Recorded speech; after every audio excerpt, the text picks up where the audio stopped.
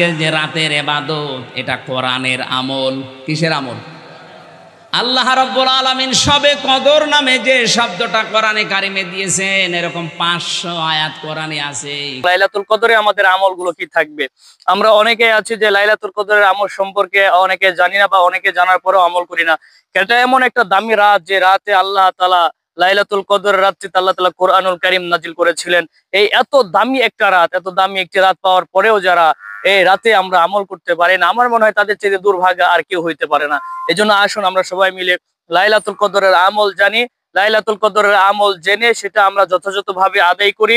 ইনশাআল্লাহ আমাদের দুনিয়াও কামিয়াবি হয়ে যাবে, আমাদের আখিরাতটা সুন্দর হয়ে যাবে। তো চলুন কথা না বলে আমাদের ভিডিও শুরু করা যাক। কোরআনের আমল এগুলো, তার ভেতরে আজকের এটা আল্লাহ পাক বলেন, ইন্না আনজালনাহু ফি লাইলাতিল কদরি ওয়া মা আদরাকা মা লাইলাতুল কদরি।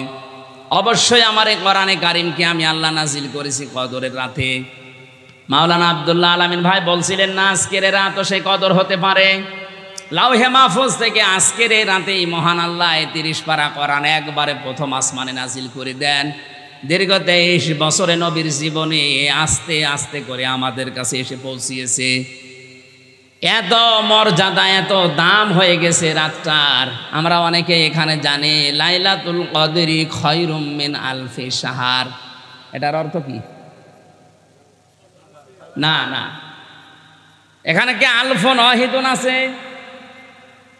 কোনদিন তো একবারের জন্য সে জন্মের পর থেকে সূরা কদর পড়ছেন, চিন্তা করেছেন আল্লাহ আলফুন ওয়াহিদুন যদি দিতেন তাহলে 1000 বছর হইতো। আলফুন ওয়াহিদুন আছে, আলফুন শাহরুন আছে। এটা 1000 বছর না, 84 বছর 4 মাস না, এটা হাজার হাজার বছর। কত এটা আল্লাহ ছাড়া কেউ জানে না।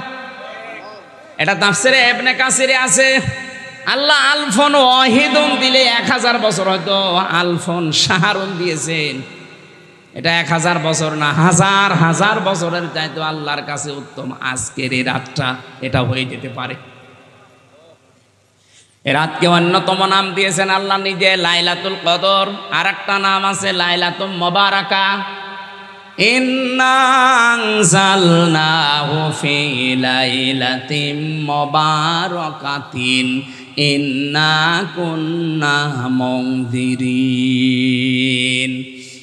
অবশ্যই কোরআনে কারিমকে বরকতময় রাতে আমি আল্লাহ নাজিল করেছি। অবশ্য আমি আল্লাহ নিজে সতর্ককারী। ইন্না কুন্না মুনজিরিন, সতর্ককারীকে এই কোরআনে আল্লাহর সতর্ক বাণী আছে 500। কত বলেন বলেন? এই 500 সতর্ক বাণী আজকে আমরা যদি শুনতে পারতাম, প্র্যাকটিক্যাল লাইফে যদি সতর্ক হতে পারতাম, এ সবে কদর বছরে বছরে আসা লাগতো না। এক সবে কদরে আমাদের জান্নাত বানিয়ে দিত। বছরে বছরে আসতেছে সবে কদর, চলে যায়, আমার কোনো উপকার হয় না। কারণ যে সতর্ক বাণীগুলো আল্লাহ এই মাসে এই রাতে আমাদের করতে চান, আমরা ওগুলো হতে পারি না। ফিহা ইফরাকু কুল্লু আমরিন হাকিম, গুরুত্বপূর্ণ কিছু সিদ্ধান্ত আল্লাহ এই রাতে তিনি নেবেন। তানাজ্জালুল মালাইকাতু ওয়ার রূহু ফিহা বিইذনি রাব্বিহিম মিন কুল্লি আমরিন সালাম। এ রাতে ফেরেশতা নাজিল হবে। এই যে আর কিছুক্ষণ পরে, মাত্র 35 মিনিট পরে শুরু হয়ে যাবে আল্লাহর ফেরেশতা আসা। যারা 1 বচন আল্লাহ না দিয়ে মালাইকা বহু বচন দিয়েছেন, যারা ইবাদত করবে তাদের কাছে ফেরেশতারা যাবে। এখানে ভুল ধারণা আছে একটা।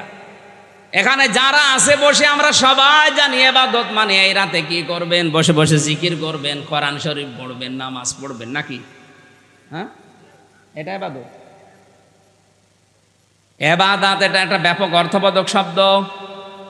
পৃথিবীর যত নবীকে আল্লাহ পাঠিয়েছেন তাদের জাতির কাছে 2টা শর্ত দিয়েছিলেন, আনি ইবাদুল্লাহ ওয়াজতানিবুত তাগুত। প্রতিটি নবী যার জাতির কাছে বলেছে আল্লাহর ইবাদত করো আর তাগুত ছেড়ে দাও। তাহলে ইবাদত এটা শুধু সুবহানাল্লাহ আলহামদুলিল্লাহ নামাজ পড়া, কোরআন পড়া না, এটা অন্য জিনিস। এক কথা বুঝতেছেন?